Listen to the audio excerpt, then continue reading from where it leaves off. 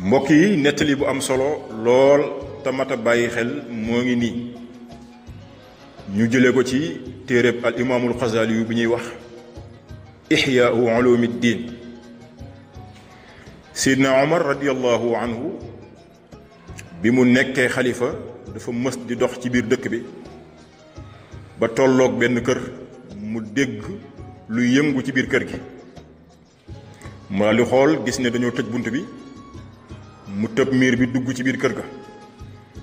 naka mu dugg rek fekk benn waaye ngi nekk ca naka sudut noonu, maanaam di mooy yàlla. Seydina Omar ne waa ji, yow kat dama lay jàpp ndax da nga violé loi bi.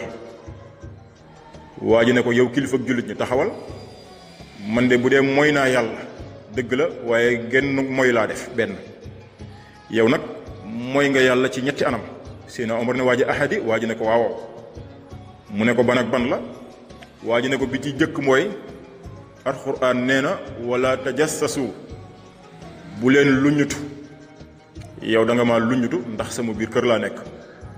ñaareel ba mooy alxuraan nee na wa'tul buyuuta min abwaabiha, bu ngeen di dugg ci kër na ngeen jaar ca bunt ba. yow bi ngay dugg sama kër jaaroo ci bunt bi ndax damaa tëj bunt bi, dangaa tëb miir.